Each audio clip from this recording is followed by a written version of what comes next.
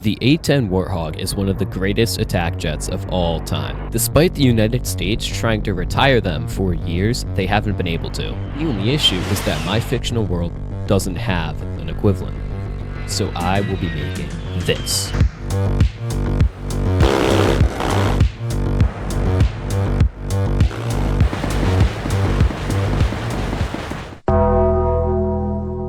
It is January 2nd, 2011. My country, Stenmark, has been taking missile strikes from its sworn enemy stalwart. Since a land invasion wasn't feasible, Operation Beach Party was conceived. There was one issue: there's no planes to help the infantry. This led to the Naval Attack Program being created. The criteria was simple: it had to be carrier-based, it had to have extreme survivability, and carry at least 4.5 tons.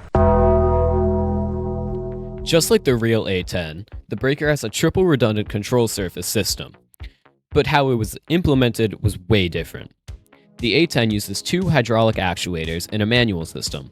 The Breaker uses 1 hydraulic system, 1 electric system, and the manual system. There's already wiring going down the wing for the lights, so why not just tie it into the control surfaces? Because there's 3 different systems, the flight computer has to manage all of that. And if you lose your flight computer, you lose your control surfaces, which is why the flight computer is protected by 50mm armor. A powerful AESA radar is also present, despite the very limited carrying capacity for radar locking missiles. The radar is present for a few reasons, aside from missiles. You can find enemies, and it's really just a counterweight. The Breaker will be flying into heavily contested airspace, and this is not where you want to be in an attack plane. The A-10 does not have a radar. If you were in an A-10, you would only know you were being shot at from your radar warning receiver literally screaming for its life. The AESA radar can also improve ground target locking, and hence survivability. On older aircraft, you won't find an APU.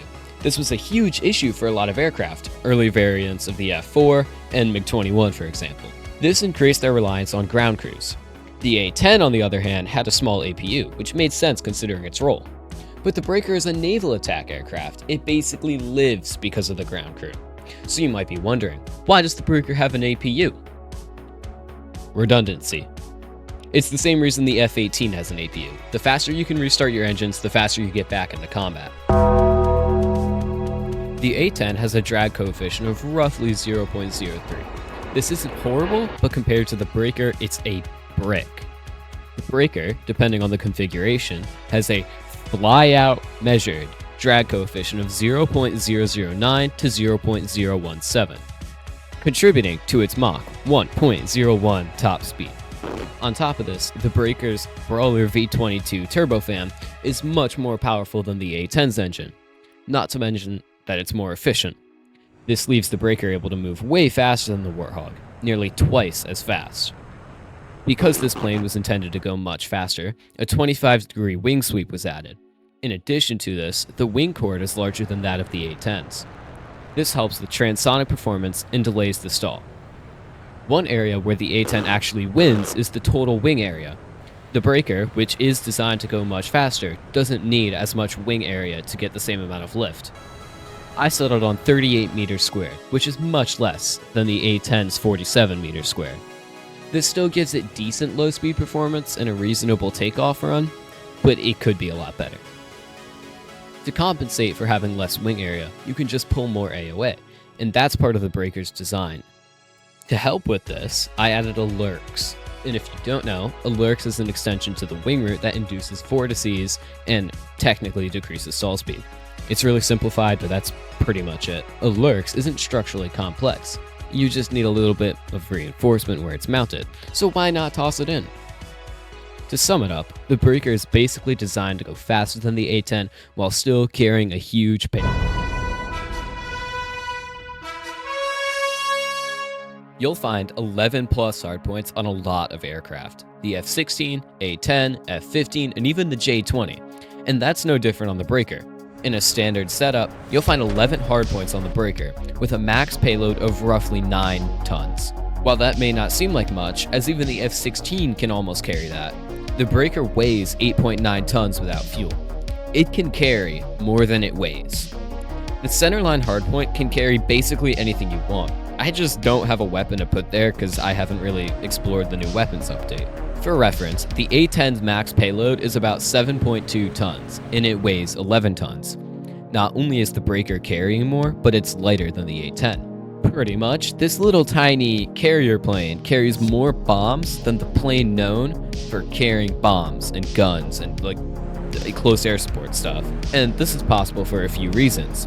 One being that the wings are low mounted, which is inherently stronger than a high mounted wing or even a mid-mounted wing. It has to do with how the wing box connects to the fuselage. In a low wing aircraft, the wing structure directly connects to the fuselage with the wing box. With the LERX added as well, that increases the wing's total strength because of the reinforcement. There's more material connected to the fuselage itself, which pretty much just means it can hold more. And the same with the wing core. There is more wing connected to the fuselage, so the wings can carry more. Because the wings are shorter and wider, there's less torque applied to the wings, and more material, which means they can just hold more weight in general. In caveman terms, wing short, strong, wing long, weak. The engine has a few key differences from the A-10s. First off, it's an afterburning engine. The idea is basically just so that you can run if you absolutely have to. It also increases takeoff performance and like emergency situations where if you lose a wing and you need more lift. Of course, if you're getting chased by a fighter, you won't be able to outrun it, but you might just be able to make it back to your carrier. Now, if you actually look at the specs of this engine, it's insane. With an optimal SFC of 17.7 grams per kilonewton second, it behaves more like an older airliner engine than a fighter engine. In terms of efficiency, typically low bypass jet engines, which are typically used on fighter jets, are much less efficient than their high bypass counterparts. This is the medium bypass, meaning it's not high bypass or low bypass. You get the best of both worlds, a good amount of thrust in a small size, and a good efficiency. In case you don't know what SFC is, it's specific fuel consumption, and it basically tells you how much fuel you're burning for how much thrust you're getting. 17.7 grams per kilonewton second means that I'm burning 17.7 grams of fuel for 1 kilonewton of thrust every second.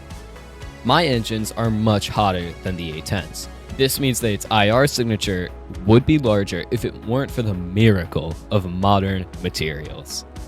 And it's also much smaller, like a lot smaller. It is a 70 centimeter diameter engine. It's tiny. That's like a little baby engine. This means the engine is much lighter. The engine itself only weighs around 600 kilograms, and since there's two of them, they weigh just over a ton. Now, since we have all the science and engineering done, we can finally take a look at what a mission would look like, which means it's time to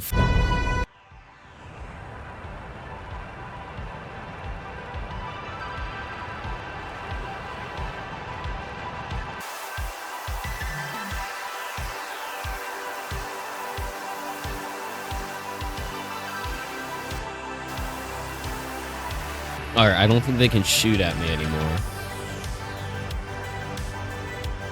Alright, Sam down, Sam down. It is really hard to fly when you have like a weight asymmetry, and I missed. Well, I mean, do we even need to get the radar? Like, alright, wait, maybe I can use my custom missile. Gun run.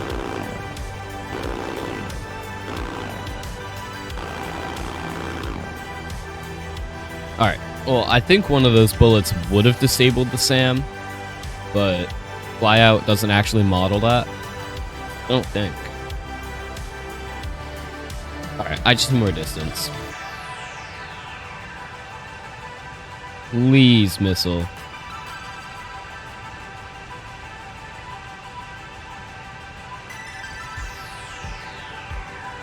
Alright, well, I didn't bring enough missiles to actually like do this. So we're gonna go back to the airbase and try and land. I actually haven't landed in this thing yet because I'm not a good pilot and I don't know what landing is.